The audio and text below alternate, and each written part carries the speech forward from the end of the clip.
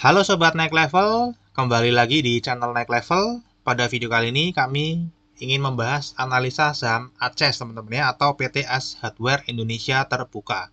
Di mana harga ACES ini dari awal tahun 2021 selalu turun sampai hari ini ya, berarti sudah hampir 2 tahun turun terus-menerus dan sekarang berada di posisi harga tahun 2015. Bahkan harga saat ini itu lebih rendah daripada posisi Maret 2020 di mana IHSG turun cukup dalam gara-gara Covid. Nah, kita akan bahas akses di video ini teman-teman ya. Dengan isi video kali ini nanti kita akan membahas company profile-nya. Mungkin ada yang belum tahu akses itu seperti apa. Kemudian kita akan bahas nih fundamental analisis atau kelayakan perusahaan dan harga sahamnya. Dan ini akan memakan setengah dari durasi video ini teman-teman ya. Kemudian kita akan bahas dari sisi seasonality atau bulan terbaik untuk peak stock atau peak saham ini teman-teman ya. Kemudian dari sisi bandarmologi, apakah sedang terjadi akumulasi atau distribusi? Mungkin dari sini kita bisa tahu ya, siapa yang selama ini buang barang sampai harganya turun terus. Kemudian kita akan cek dari sisi teknikal, yaitu range pergerakan harganya seperti apa. Oke, kita akan langsung mulai aja dari company profile ya. Mungkin ada yang belum tahu PTS Hardware ini apa. Ya, ini bergerak di bidang usaha perlengkapan rumah tangga dan gaya hidup. Jadi ini jualan ya perlengkapan rumah tangga teman-teman ya, alat-alat dapur, sofa, segala macam ya, dan gaya hidup ada olahraga, segala macam. Akuarium. Ya, ini sudah berdiri sejak 3 Februari 95 atau sudah 27 tahun dan memiliki satu anak perusahaan. Ini adalah komposisi pemegang sahamnya ya. Masyarakat itu memegang 39,86% dan punya saham treasury juga 0,17%. Nah, kalau persentase kepemilikan asing dan lokalnya ini institusi asing itu memegang 33,54% teman-teman ya, di mana ini cukup besar dibandingkan dengan yang dipegang masyarakat teman-teman ya. Dari 39% yang dipegang masyarakat tuh 4%-nya hanya dipegang individu lokal. Jadi lebih banyak dikuasai oleh institusi asing teman-teman ya. Kalau institusi lokal ini kan ya ini pengendalinya teman-teman ya, ditambah mungkin ada beberapa perusahaan lain. Ya, jadi ini dikendalikan oleh institusi asing yang beredar di masyarakat nih teman-teman ya. Ini nanti akan dibahas di bandarmologi. Oke, ini listing di bursa 2007 dengan IPO price-nya 820 dan mendapatkan uang dari bursa efek ini 422 miliar. Jumlah pemegang saham terakhir di bulan Juni 2022 itu 42.200. Jadi ini minatnya mungkin cukup tinggi ya, para retail masuk terus teman-teman ya. Kemudian saldo laba pada kuartal 2 2022 itu ada 4,79 triliun. Jadi ini perusahaan yang posisinya masih profitable saat ini. Nah, kita akan masuk ke fundamental analisis ya. Seperti biasa akan dibahas dulu income statement yang mewakili adalah performance dari perusahaan ini. Ya, kalau kita cek total pendapatan ases ya dari 2009 sampai 2021 cenderungnya naik teman-teman ya. Ini ada penurunan 2020 dan 2021 karena banyak PPKM ya teman-teman ya. Namun ini penurunannya juga sebenarnya nggak terlalu drastis ya dibanding perusahaan-perusahaan lainnya teman-teman ya. Ini masih bagus teman-teman ya. Walaupun biasanya bertumbuh ini jadi turun ya, gitu aja. Ya, terakhir di 2021 6,54 triliun setahun nih omsetnya, kemudian ini labanya adalah 719 miliar atau 10% dari pendapatan. Jadi ini ya sedang teman-teman ya. Ini laba bersihnya juga mengikuti dari pendapatannya ya. Kemudian kalau kita cek dari 2022 sampai semester 1 ini atau kita cek di kuartal 2 2022 dulu, itu pendapatannya 1,68 triliun. Nah, ini kalau kita cek dari kuartal 1 mengalami kenaikan, namun kalau kita cek dari kuartal 2 tahun sebelumnya, ini mengalami penurunan sedikit teman-teman ya. Dan terakhir profitnya 90M atau prosentasenya 5,3% dari pendapatan. Dan ini turunnya cukup dalam teman-teman di kuartal 2 ini ya. Nah, kita cek teman-teman ya, bagaimana di semester 1 2022 ya, kuartal 1 ditambah kuartal 2 itu ternyata pendapatannya 3,3 triliun. Ya, kalau kita kalikan 2, artinya dalam setahun udah pasti lebih besar. Di tahun 2022 sudah dipastikan akan lebih tinggi daripada 2021 kalau kinerjanya sama. Dan seperti yang kita tahu di sini, padahal di kuartal 4 itu selalu memiliki pendapatan yang paling tinggi. Harusnya ya sudah bisa dipastikan bahwa tahun ini pasti akan lebih tinggi pendapatannya dari tahun 2021. Nah, kalau dari sisi net profitnya itu 246 miliar teman-teman ya, atau 7,4%. Ya ini sebenarnya turunnya nggak begitu jauh, tapi lumayan juga sih, 25%-an dari persentase tahun 2021 teman-teman ya. kemungkinan nanti akan ditutup di tahun 2000, di kuartal 4 nih ya. Dengan pendapatan yang tinggi pasti profitnya juga akan naik. Nah, kalau kita bandingkan dari semester 1 tahun lalu, itu sebenarnya ya nggak turun jauh-jauh banget, memang turun teman-teman, tapi nggak terlalu jauh teman-teman ya. Cuman karena mungkin ini image-nya adalah perusahaan yang selalu growth, tiba-tiba kok turun ya di kondisi ekonomi yang harusnya sudah pulih teman-teman ya dibanding tahun 2021, namun ternyata masih stagnan. Ya mungkin ini sedikit membuat khawatir orang yang mengandalkan growth dari company ini teman-teman ya. Oke, jadi ini dari sisi kinerja sebenarnya nggak ada masalah secara keseluruhan. Penurunannya terjadi juga karena faktor eksternal, bukan dari internal. Jadi ini dari sisi kinerja sih masih oke teman-teman ya. Kita akan lihat dari sisi balance sheet teman-teman ya. Kalau kita lihat total asetnya ini bagus sekali teman-teman ya. Hanya turun satu kali di tahun 2021 dan total aset terakhir 7,19 triliun. Ini terdiri dari liabilitasnya 1,68 triliun dan ekuitasnya 5,51 triliun. Kalau kita lihat penurunan aset di tahun 2021 itu dikarenakan penurunan liabilitas teman-teman. Jadi dari ekuitasnya tetap naik. Ini grafik ekuitas yang sangat diidolakan oleh para investor ya. Cantik sekali ya, selalu naik bertumbuh setiap tahunnya secara konsisten. Nah, kalau kita lihat ya total liabilitasnya ini jauh di bawah total ekuitasnya teman-teman ya. Jadi ya ini sangat bagus teman-teman ya. Ini berapa kalinya nih? 5,51 dibagi 1,68. Ya 3,2 kalinya teman-teman. Jadi ini sangat sehat sekali dari sisi balance sheet. Oke, kita akan masuk ke yang berikutnya yaitu cash flow statement-nya ya. Bagaimana arus kas di perusahaan ini terjadi teman-teman ya. Kalau kita cek dari arus aktivitas operasinya, ini ASES selalu membukukan arus kas operasi yang positif teman-teman ya. Bahkan di 3 tahun terakhir ini arus kasnya sangat kuat masuknya. Ya ini terjadi karena ada pengurangan pembayaran ke pemasok ya. Mungkin karena ngabisin stok yang ada di gudang dulu nih teman-teman ya.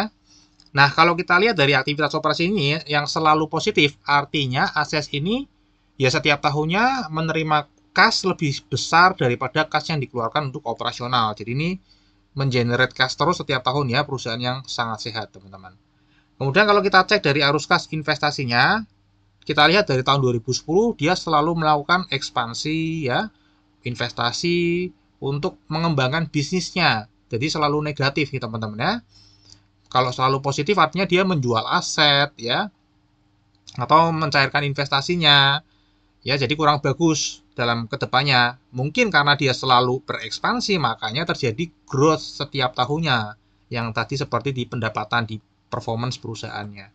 Ya, kemudian kalau kita cek dari arus kas aktivitas pendanaannya, ini juga bagus teman-teman ya. Sejak 2010, kecenderungannya adalah lebih ke membayar hutang ataupun membagi dividen.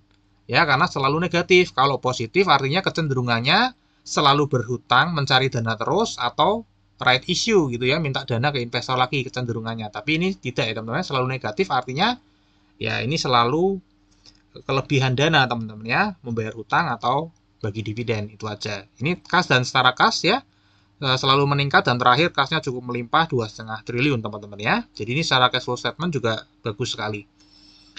Oke, kita cek dari sisi dividennya ya. Dari tahun 2019 ini nggak pernah absen teman-teman ya, setiap 1 tahun pun untuk membagikan dividen. Dan kalau kita range dividen selama ini dibagi itulah 2,5 sampai 32,15. Kalau kita beli di harga saat ini 655, maka kita akan mendapatkan yield 0,38 sampai 4,9%. Jadi ya kalau dapatnya paling tinggi sih cukup lumayan ya. Tapi kalau dapatnya yang paling kecil ya seperti uang kita ditabung di bank aja teman-teman, di uang tabungan. Ya dividen ini cukup penting teman-teman ya. Kalau teman-teman itu investor jangka panjang ya, karena ada uang tunggunya nih sambil nunggu harga sahamnya naik, terima uang tunggu. Berbeda kalau teman-teman nunggu harganya saham naik tapi nggak terima apa-apa setiap tahunnya ya, itu pasti psikologisnya sangat beda teman-teman ya. Itu pentingnya kenapa dividen itu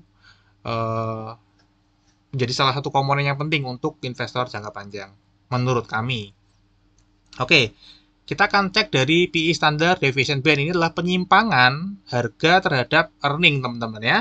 Kalau kita lihat ya, setahun terakhir itu sebenarnya ASES ini selalu diperdagangkan di rata-rata price to earning-nya itu adalah 33,47.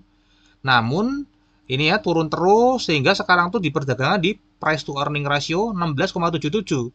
Ya, jadi ini terjadi penyimpangan dari yang biasanya diperdagangkan. Ini harga normalnya nih biasanya diperdagangkan di sini, teman-teman ya.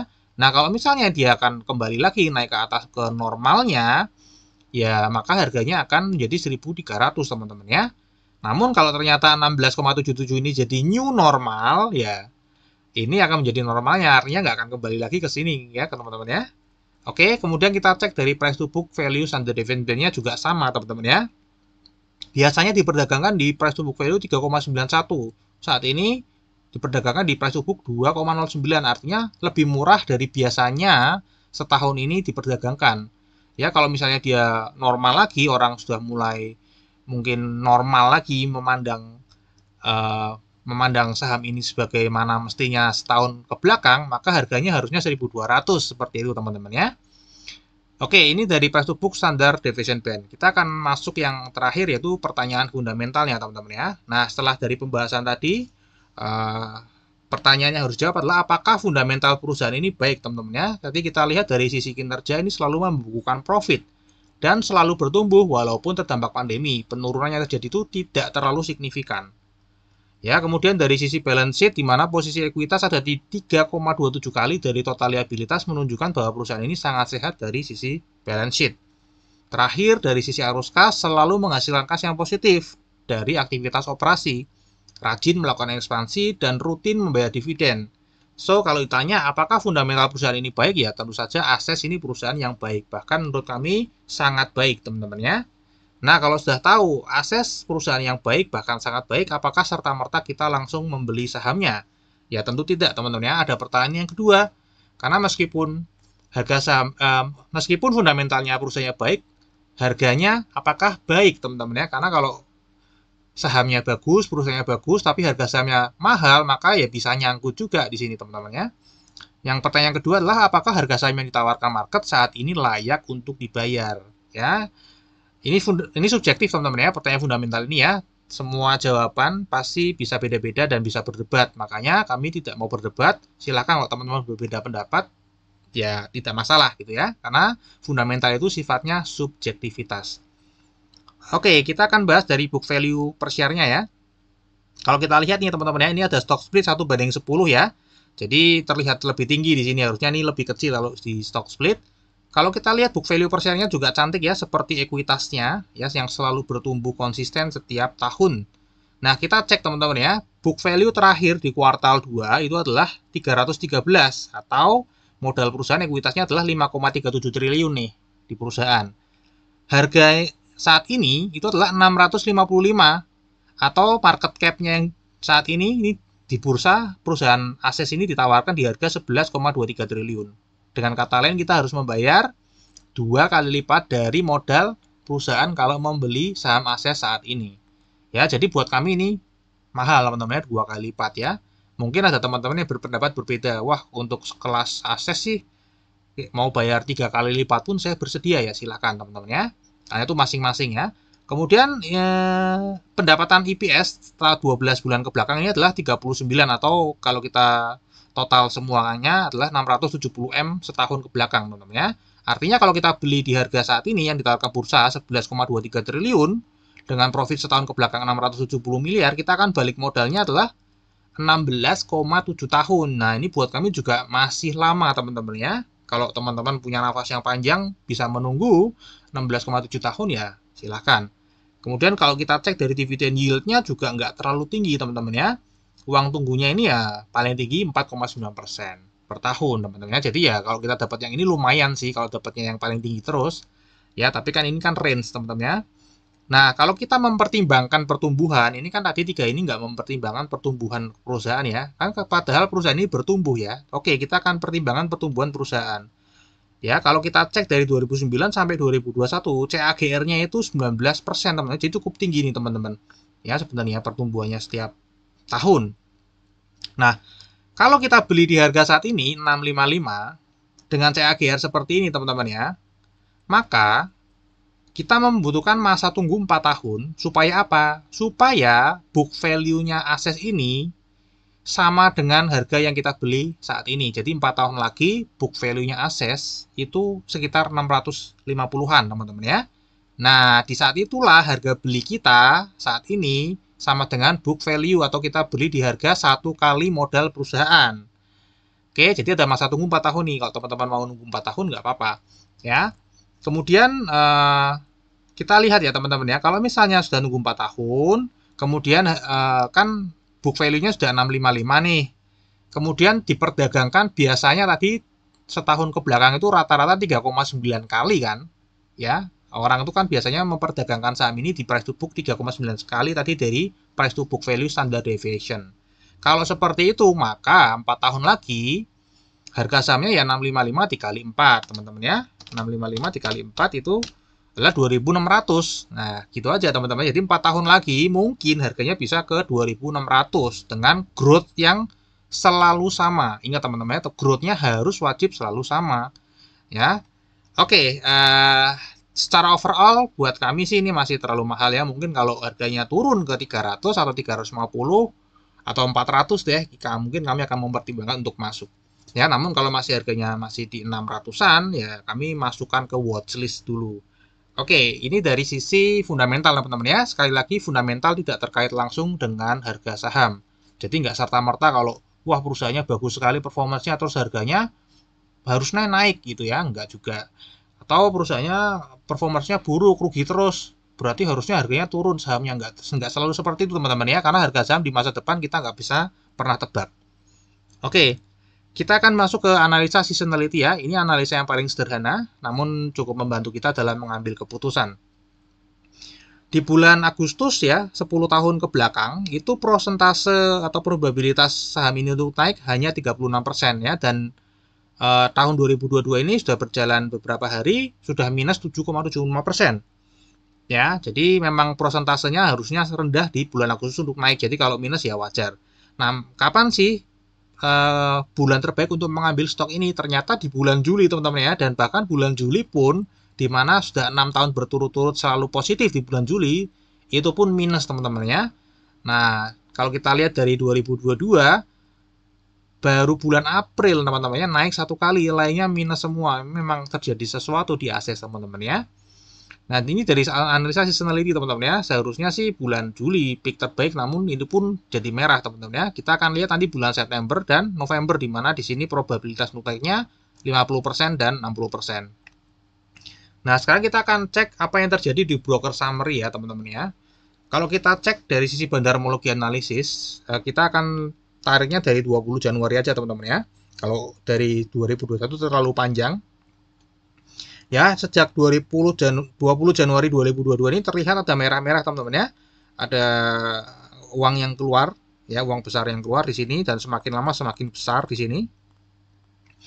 Ya, kalau kita cek di broker summary-nya, itu memang ada broker asing yang membuang barang ya teman-teman ya. AK 259 miliar, KZ 127 miliar, GU 121 miliar, ZP 100 miliar ya.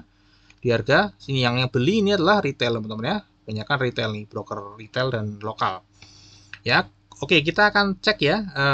Ini kan selama 20 Januari hampir di tahun ini teman-teman ya. Kita cek di hari ini saja teman-teman, tanggal 3 Agustus, apakah masih sama polanya? Ternyata masih sama polanya teman-teman ya. YU, AK, BK ini masih buang barang. Ini sudah ada yang cut loss PD ya. Oh, PD enggak ya, PD enggak ada ambil di sini teman-teman ya. Ini baru jual nih ya. YU, AK, dan BK ini masih jual teman-teman, dan YP masih setia untuk beli terus, averaging terus teman-teman ya ke bawah. Ini retail ya teman-teman ya. Jadi ini polanya masih sama, artinya bandar masih terus melanjutkan penurunan atau penjualan. Selama retail membeli terus ya bandar akan jual terus ya. Kita cek ya teman-teman ya, tadi kan di awal kita sebutkan bahwa saham ini dikuasai oleh institusi asing, maka kita akan cek dari foreign flow underlay-nya teman-teman ya.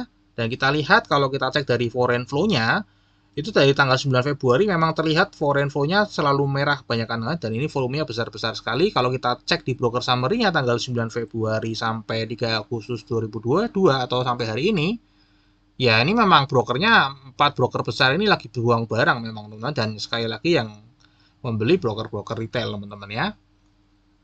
Oke, ini dari sisi bandarmologinya teman-teman ya. Jadi kemungkinan sih masih akan terus terjadi penurunan ya, selama retail masih nyicil beli terus ya bandar akan buang terus teman-teman ya. Nanti kalau retail sudah cut loss, mulai jual, bandar mungkin akan mulai akumulasi dan di situ nanti akan terjadi pembalikan harga. Oke, kita akan cek dari sisi technical analisisnya ya. Ini adalah support dan resisten di tahun 2015 teman-teman ya, karena ini harganya kembali ke harga tahun 2015. Ya, harganya di 655 ya saat ini bergerak. Ini ada potensi turun ke 600 nih teman-teman ya besok atau sampai 490. Nah, kalau sudah 490 mungkin ini akan masuk ke watchlist prioritas teman-teman ya untuk kita masuk ke sini buat kami. Ya, namun kalau ternyata ini terjadi koreksi ya mungkin bisa naik ke angka 780-an teman-teman ya. Selama ini masih downtrend ya, masih jauh di bawah garis EMA 200 dan masih juga di bawah garis EMA 50 sorry ya. Ini masih jauh ya teman-teman ya. Ya, kita tunggu nanti apakah menuju ke 490 benar atau enggak. Kalau memang sampai menuju ke sini ya ini mungkin akan cukup menarik teman-teman ya. Ini adalah likuiditas saham ini teman-teman ya. Perharinya rata-rata diperdagangkan 46,7 juta lembar saham. Kalau kita kalikan dengan harga saat ini ya likuiditasnya per hari adalah 30 miliar per hari. Oke, mungkin dari kami ini dulu teman-teman ya. Semoga video ini bisa bermanfaat dan memberikan informasi buat teman-teman. Terima kasih sudah menonton video ini. Dukung channel ini dengan subscribe, like, dan share. Dan sampai jumpa pada video kami yang berikutnya.